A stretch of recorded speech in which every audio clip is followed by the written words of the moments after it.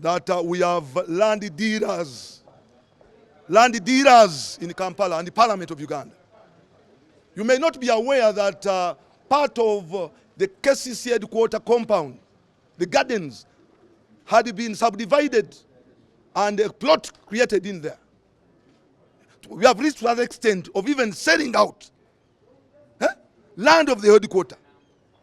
All the open spaces in Kampala are sold out, and simply because KCCA as an entity has not come out to process titles for them. It's unfortunate. Naye nsegumire oli mukino nsegumire, you must come out. Nsegumire, you are a land dealer. We are not going to accept this. Era on Monday mpise ba member of parliament bonna aba Kampala okubantu tuvayo ne chiche tugenda okuzaako. You cannot debate matters concerning Kampala without the people of Kampala. How can you give? How can you give? How can you give someone out of Kampala in the north to debate matters concerning Kampala and leave out even a shadow minister for Kampala? How? How?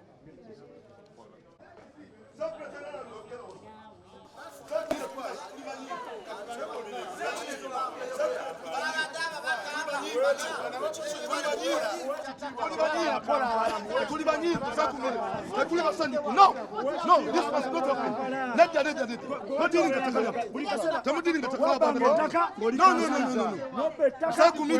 that is unfortunate. It's unfortunate, yes.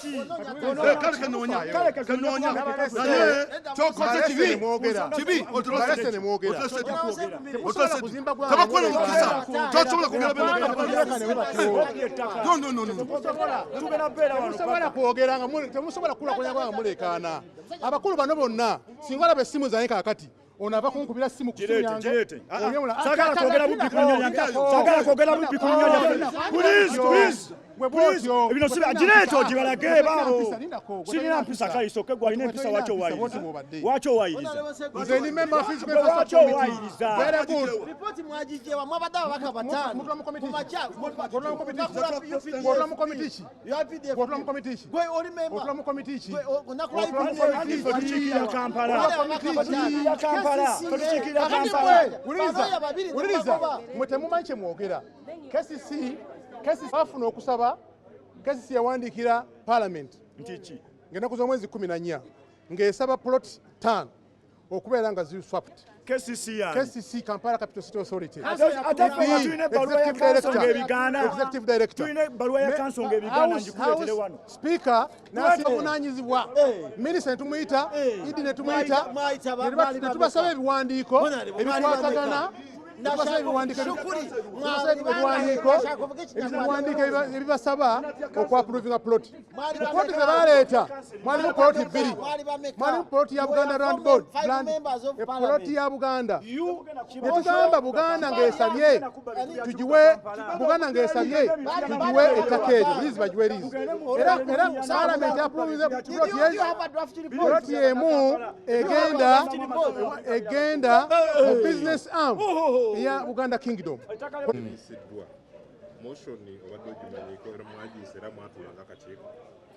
Motion eno nagitegedde eggulo akawungeezi era nentegezebwa nti ettaka lya KCCA baagala ditunda. Nekinnuma nnyo era nenteekateeka kubanga siri member wa komiti eyo, ndi shadow minister. Mu komiti eyo tulina members nga Lutamaguzi, tulinamu Mwejuki, besimanyi oba basayiniza kubanga wetutuukidde mu Parliament nga ne ripooti tena okufuluma. Era mbadde nzize kulaba nti nwanyise ekyo kubanga mu Kampala tunoonya ttaka lya kugula. Ekyennaku nti Kampala etunda ettaka lyalyo obusente butono ate neegula sente mpitirivu nnyo kubanga mulimu babbulooka b'amataka. Kinnuma okuba nti nnoonya amasomero era nasaba essomero manga noonya ettaka tugenda oditeeka naye ng'ettaka bali mu kulitunda busente sente. Kankuwa example, batunda ettaka lya primary school Nabagereka primary school ne balitunda 4 billion. KCC badde yagala digula billion 3.6. batunda kyenzijukira edda usafi milioni 2 bagigula bilioni 4 bilioni 43 finally said okusaka 37 nene zeyongera kubanga badirenga okusasula nezituuka bilioni 43 tunoonya ttaka era tuli mu kunoonya ttaka wetuteeka abatembeeyi wetuteeka amasomero kubanga kati Kampala yonna yetaaga amasomero aga primary 50 ne tetulina ttaka sente batugamba sente weziri ezizimba ne tewali ttaka gwe nojja n'owaayo ettaka ate liri green kyewunyisa tulina obuzibu auditor general yavaayo n'anoonyereza n'azuula mu lipooti ye eya 2022 negamba nti KCCA eyina ettaka ploti 184 ne kwezo ploti 43 tezina land title. So ploti z'amasomero tezina land title, ploti z'obutale tezina land title. Kyovola bantu bano bamafia mwe bayitani batandika okubba hectares 184 tezina land title. Bulijjo tubagamba mukole inventory y'ettaka lya KCCA mulifunire title baganye kakati batandise digaba ate nga liri mu green. It's unfortunate. Era kyenyamiza nnyo nti tetuweereddwa na mukisa nga shadow minister nyimise mbeko n'ebyenjogera kubanga mbadde nina kyentegese banyimye omukisa nga shadow minister nga minister bamuwadde omukisa naye nga abaana baffe mu Kampala drop out rate nene kubanga bantu balina obasomera.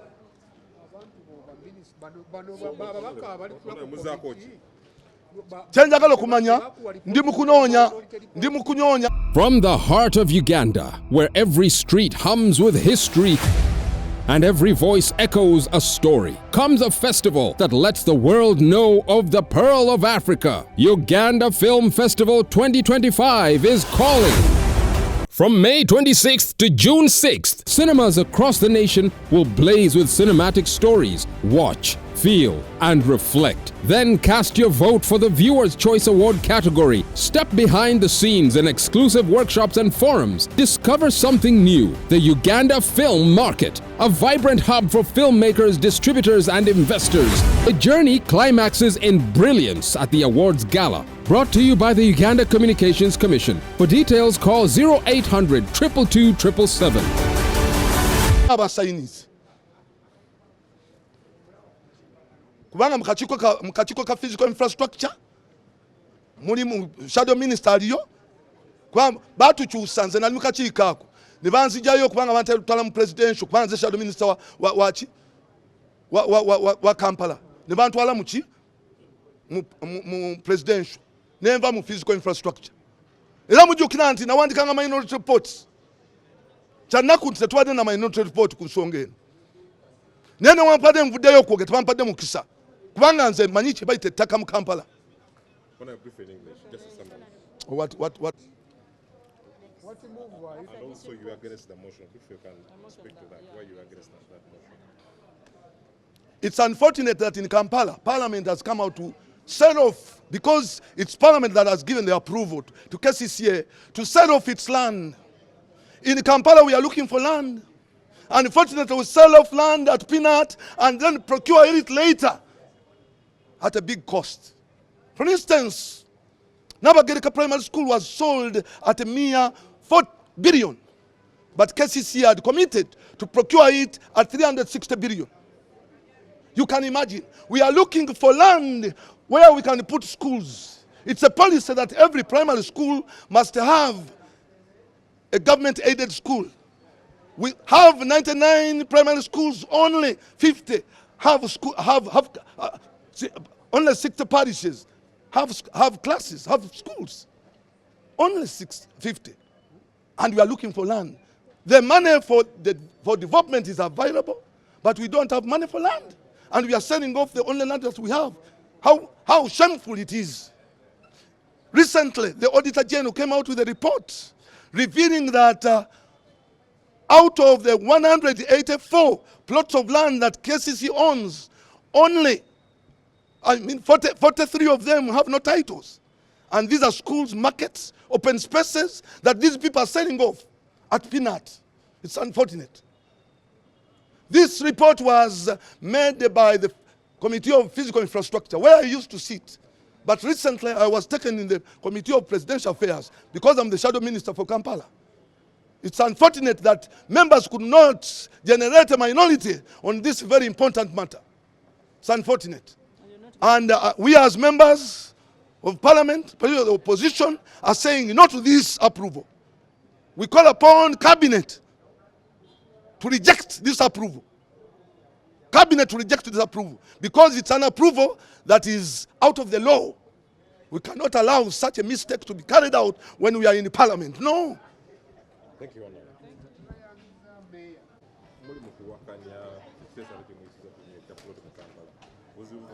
One, you as a parliament, you have no powers to lease land. Secondly, all districts have district land boards. When you want to lease land of KCCA, it must come from a resolution of KCCA with the councillors.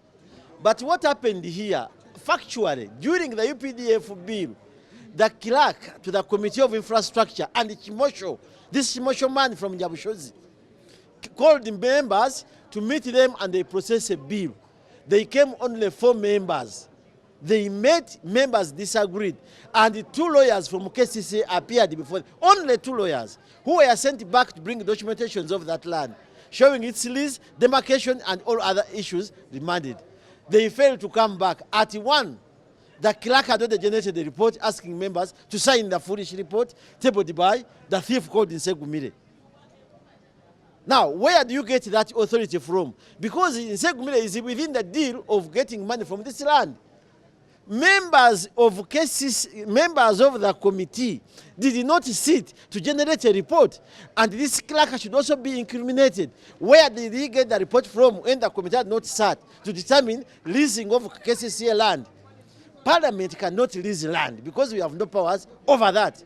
It's supposed to come from KCCA, and you see how it was being rushed here. That only 2 plots have been accepted. Under which legal regime? Can you lease land out to make a to make a furniture mat?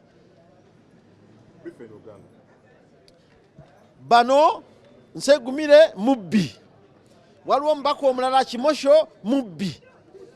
Ekyaliwo bali wano nga tufulumye ku teeka ya UPDF. Kiraka wa komite eyo gwenjagala anoonyerezebweko wano mu Parliament. N'ayita ababaka ba Infrastructure Committee nga chairman waabwe ye Chimosho ali mu ddiiro eno. Ne bagenda ababaka 4 5 swana boogera amannya bonna mbamanyi. Ne batuula ne bagaana okukaanya nga waze baloya babiri okuva mu KCCA. Baloya babagoba baddeyo baleeta ebiwandiiko ebikwata ku ttaka eryo lyonna. Naye nga bamemba beebuuza ensonga eno ezeetya amangu bweti. Bali bwe baddayo saawa 8 baakomawo n'obuwandiiko bwa bipapula ttaka lya mirundi egi 2. Bambemba ba Parliament abaaliwo abata 7 ku makya tebaaliwo. Bano ono kiraka wa komiti eyo n'oyo Nsegumire ne Chimosho ne bakola ripooti ey'obuyaaye ebbe ettaka lya Kampala. Era ne bakola ripooti ne basaba baka bagisayininge ne bagiwa omukozi wano basikirina wano mu Parliament. Ye bagamba mugende omukyalo yalina ripooti. Ababaka ne bagenda okusayininga paka bafunye ababaka 9. Naye ensonga enkulu Parliament ya Uganda teyatuula bajje babaka gwegusosokola ababaka ba Parliament ga speaker abuuza motion ekkiriza ate Nsegumire omubbi w'ettaka alina bali ye yavuddeyo n'ayimirira nga wagira motion ate yagenda okusoma. Kyali kibaddewo. Abo basaana kukwatira miggo. Nkiddamu Parliament terina buyinza buliizi nga ttaka. Tetulina buyinza obwo. Ettaka teriba lyaffe. Genda kutufuula mukimanyi n'okimanya nti egundi garden eyo bali bagisazemu ploti eya KCC. Mukimanyi nti bali bagisazemu ploti ne garden ya KCC bali bagisazemu ploti. Jangu wano tunyonyole byonna naye obona amalize n'ebyo kala malize todduka ate esookera ddala ona lebo sokolinde waali akyayogera obadde olumbye minisita kiki anti balina okumanya nti naffe tuli bagezi ate ekyokulala nti sipiika bw'otatukkiriza kubaako kye twogera ku nsonga ezikwata ku bantu b'ekibuga Kampala kubanga ffe abamu tetutula mu komiti ezo bo gye bagamba gye bakolera ebintu byabwe byobukuusa ate tubadde ne history mungi nnyo mu kibuga Kampala wano n'engeri ababbi b'ettaka oba Kibedi gye babadde nga balibba. Kibedi yabba ettaka ly'ekibuga Kampala kuva dda nga akyali mu Kampala Central mu Land Board. Kati ebubbi bwaleese ate mu Parliament y'eggwanga. Ekyokulala Parliament yeegaba liizi. Liizi erina kubagabibwa KCCA. Naye kati Parliament otwefula nti ate ffe tugaba liizi. Ekyo kiba kifu. Obwo obubbi bw'amaanyi era nze kambabuulire tugenda mu kooti kubanga n'ekiteeso kyabwe ekyo kyennyini tewali akisembye. Ekirala baatula abantu bana bokka ne bayisa ekintu ekyo. Baleese lipooti etali signed etali ki gye tatunudde nako nnyo. Tebajja uploadinze najja uploadinga kwa iPad zaffe. Tulaba nga abo babeera babbi bubbi era tugenda mu kooti.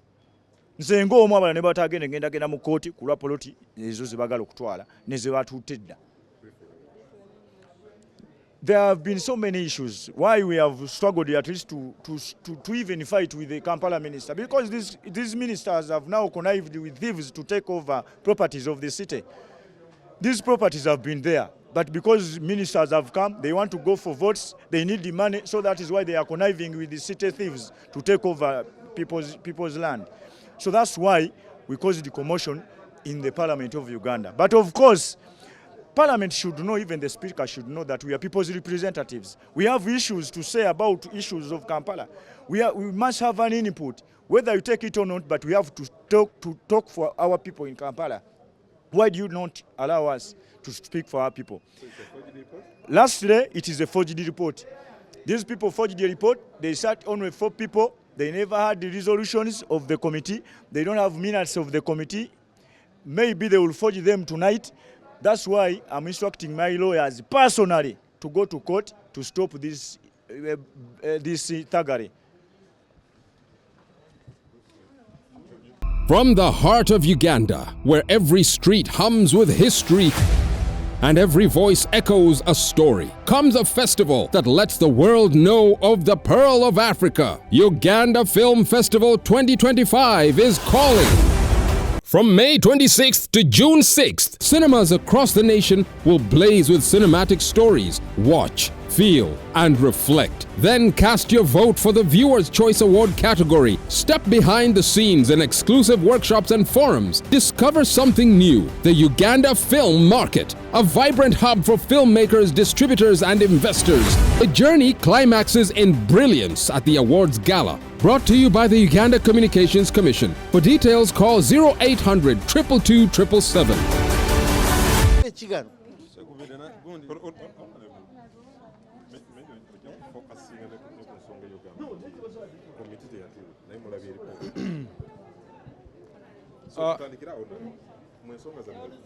Today we have witnessed the broad daylight robbery of land grabbing in the city. Well aware that there was a communication that was coming from the Speaker of KCCA about the motion that Honorable Chofa has just tabled on the floor of Parliament. The Council itself was against the leasing of the said plots. So, to our dismay, as leaders of this great country and great city, where we have limited land within the city, well aware that even up to now, we are still grappling, looking for funds to buy more land in the city. The land that these people are giving away is supposed to be utilized by the youth. Another one is supposed to serve as a graveyard in the city. And another one, we expect to at least construct offices which can yield revenue within the city. As we are speaking right now, council that is mandated to give KCCA a go-ahead whether they should lease this land had a resolution that was moved telling them not to do it because the land they have at the moment is not enough. Then they tried to smuggle this item to Parliament, well knowing that we have some members who have decided to be thieves. They don't even care whether this land should be protected or not, as long as for them they expect money from this everything. So as leaders of this city, we are saying no to what has been done today. It is total injustice to the people of Kampala. This land is supposed to serve certain purposes to the people of Kampala. So as a member of parliament who comes from this great city, I am saying no to what parliament has done today. I am against the motion which has been moved by Honorable Chofa, the State Minister for Kampala, and the one that has been supported by Nsegumire. We all know what Nsegumire has been doing when it comes to land matters in the city. For those who know him, when he was a councillor, he stole a plot of land that was meant to serve the youth in Central Division along Bombo Road. So now he thinks that he's going to use the same tricks. So we are very against, and tomorrow we are calling for a press conference as members of parliament who come from Kampala. Olwaleero ekikoleddwa emisana ng'enseeraba bubbi bwennyini bwa ttaka nga parliament kalokozesa olukujjukujju okubba ettaka ly'abana Kampala erimu ku ttaka lyebagala okuwaayo mu buyaaye lirina kubanga likozesebwa bavubuka naddala ng'ery'ekamwokya. Eddala lirina kuba lya limbo. Eddala bali suppose okubanga bazimbamu ebizimbe ebisobola okubanga bivaamu ssente nga ku Namirembe Road n'ewalala. So olwaleero bakoze olukujjukujju nga bakimanyi bulungi nnyo nti olwaleero wabaddewo communication yakoleddwa speaker wa Kampala nga ategeeza speaker wa parliament kutya we batuuse ne resolution gye baamuvinga ey'okuba nti bagamba aba KCCA tebalizinga ttaka lino olwa embeera eyali tetambula bulungi okusinziira ku mateeka agavunaana engeri ettaka gye lirina okugabwamu. Naye tugenze mu maaso nga tweyisanga abayaaye kugamba ne baleeta motion ndabye Chofa Togabye ng'aleeta motion ku ttaka ly'amanyi obulungi nga naye akimanyi bulungi nti essaawa zino tuli mu kulwana kunoonya ssente kubanga tufuna ettaka eddala mu Kampala ate n'akwata ettaka lye tulinawo ettono ne bagala bamale galiwaayo mu mpaayo ey'obuyaaye. So ffe tugamba nga ababaka abava mu Kampala tetugenda kukkiriziganya nambeera eno era olunaku lw'enkya tuyise press conference nga ababaka abava mu Kampala ensonga zino tuzittaanye. Ensonga eno tennaba kuggwa yadde eyise mu parliament olwaleero tugenda kugigoberera era ne batekiniko ba kesi kye tubagamba temugeza ne mukola ensobi ne mukwata ettaka ly'abana Kampala ne mulizannyirako.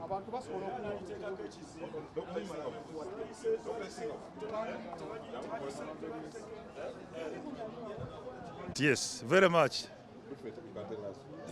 Well, but you could see, why all of us were opposed to the motion. First of all, there were no minutes for the committee. There was no committee sitting. This is something which individuals simply concocted, the interested parties, people who had something to benefit, maybe even including the speaker. They concocted this thing, planned it, and executed it with a lot of zeal, It was so sad that we have ended up the fourth session like this. Very pathetic. Ekiteeso nkiwakanyiza kubanga nga bumulabye ekiteeso tekize nga kigobera emitendera gye tuyitamu nga parliament. Ekisooka parliament tulina buyinza kugaba ttaka wano mu Kampala. Ekyo tekiriiyo. So oli bwaleeta ekiteeso bwekito nti parliament eyiseewo awo kuba kulyaza manya just parliament nala kugikozesa bintu bikyamu. So tetulina buyinza obwo tebubaddeewo ate tebugenda kubeerawo. Our role is very clear as parliament. Naye baleese ekintu tewali minutes za committee tewali ki abafere ne bakireete wano mu floor ne bakizingazinga kyonna ne bakyeyisizaawo. So it is so sad. Lunaku lubi nnyo leero.